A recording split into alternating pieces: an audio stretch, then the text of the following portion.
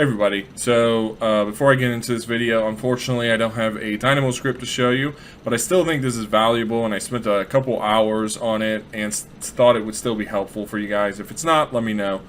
But Paul Albin posts weekly on LinkedIn Learning. He has many different courses on there. One of them is like weekly tips, and he and I've had videos in the past where I look at something he was doing and I try to automate it in Dynamo. I tried to do the same here.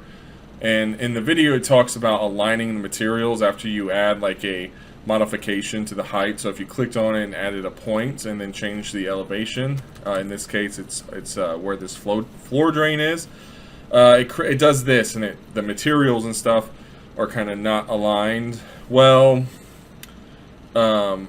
That's kind of where I ran into an issue, so I was like, oh, this would be an awesome opportunity to see if we could automate it instead of somebody having to manually go in there.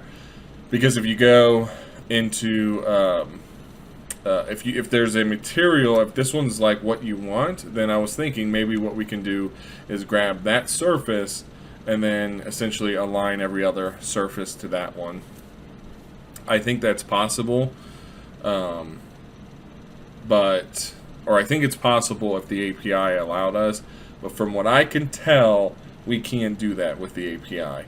I'd love to know if we could, or if somebody else knows a different workaround, but what I've found is we couldn't.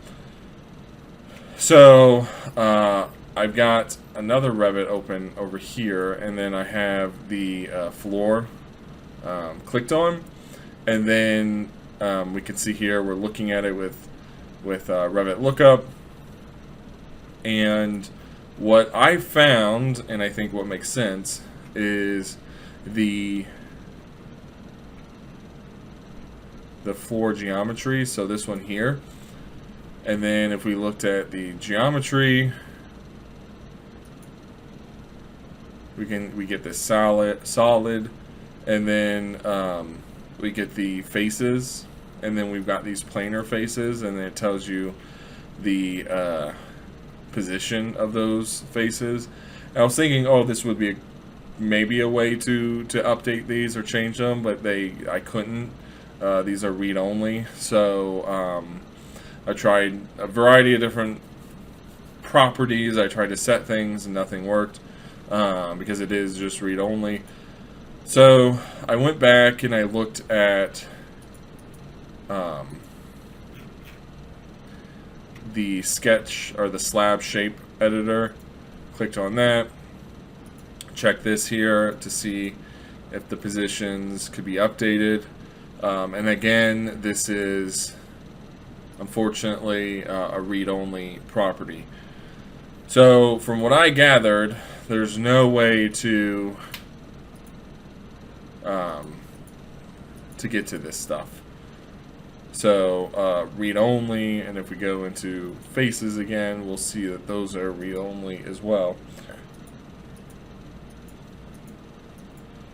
So the last thing I was checking was the slab vertices, and then the position, and then I was seeing if I could set the position. I was looking at the different methods and stuff, and I couldn't find anything on the Revit API docs. So unfortunately, I don't have a script. I was really hoping I would, but I think it's helpful. I've been in situations where I've been asked to do things. It's like I'll tell folks, hey, let me dig into that real quick. Let me see what's available before I give you any kind of timeline. I want to make sure what you're asking for is available, and if we need to do it a different way or what, I just want to do a bit of research into it. And so this is a good example of just digging into it, seeing what's possible, and then coming to the conclusion that, well, we can't do it, but the workflow is to manually rotate and align the materials. So that's what I got. I don't want to drag this on. Hopefully that was helpful still, that you saw that. I was hoping to have something I could give you guys, but there's plenty of Dynamo scripts you can check out. I'll have many more videos now or in the future. So anyways, let me know if you have any questions, and I'd love to know if you know a way to rotate those surfaces. So thanks, and I will see you guys in the next video.